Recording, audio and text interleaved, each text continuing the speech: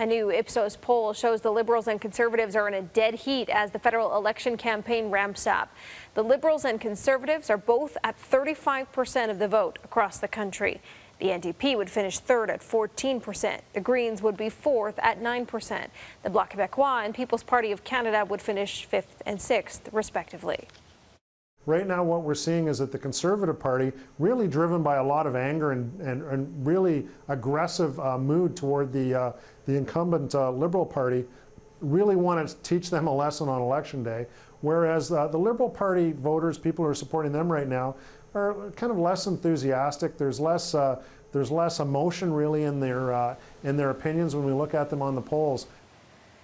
And it is now day 7 of the federal election campaign. Today, Liberal leader Justin Trudeau will be in Newfoundland and Labrador and Prince Edward Island. The Conservatives' Andrew Scheer will make several stops in Winnipeg.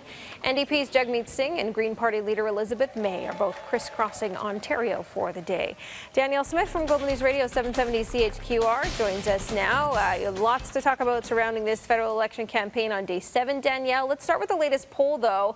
The numbers from Ipsos, a dead heat there. No one's really been able to move the needle too much yet. Well, I think what is always really fascinating is just looking at the regional breakdown. And I note that the Conservatives are ahead in British Columbia, which is great news for us because I think for a long time we've been kind of angry at our British Columbia friends because of their government that is a coalition between the NDs and the Greens to block our pipeline. But I think that sentiment actually shows the majority, if you combine the Conservative and Liberal vote, the majority support our pipeline aspirations. So I think that's good news, and it's playing better for Andrew Scheer than it is for Justin Trudeau, probably because the vote that is against any of that construction is being split multiple ways. And then, of course, in the West, it's going to be a sweep of Conservatives. Ontario remains an interesting one to watch. And I'm going to have an analyst on today from Ontario to help me understand a little bit more about what's going on in that 905 area code, as they call it, the circle around Toronto that is seat-rich. That seems to be kind of key in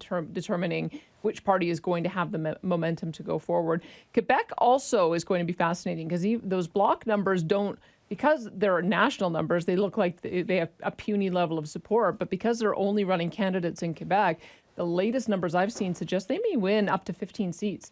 And that pulls away not only from the NDP, but also from the Liberals. Now with Maxime Bernier in both of the debates, he is going to be a factor in Quebec. He is going to force those leaders to take a strident position against Bill 21, the secular law, because everybody has been trying to avoid the fact that if you say anything about it, you might lose seats in Quebec.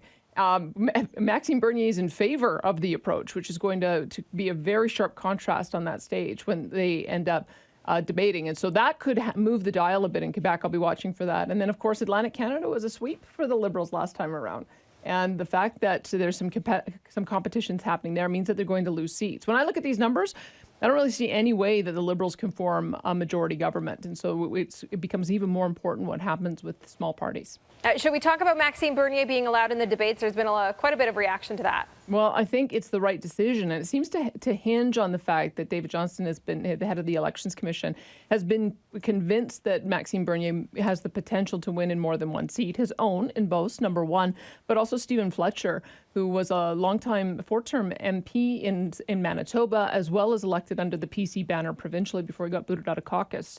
So the fact that he's running there puts them into play. They're polling in the sort of 3% range, which is kind of where Elizabeth May was polling when she won her first seat. So I think they've made the right call there. Question is, who is it going to be worse for? In some ways, I don't think it'll have an impact on Andrew Scheer outside of Quebec in English Canada. I think that he has enough consolidation of support for the reason that Daryl Bricker was saying. People are just so darn mad they don't want to split the vote. They want to stick it to the Liberals.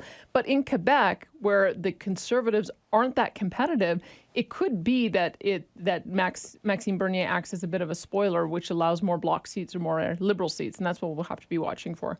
Another interesting conversation. Danielle, enjoy your show today. It starts at 9:30 on 770 CHQR. Thank you.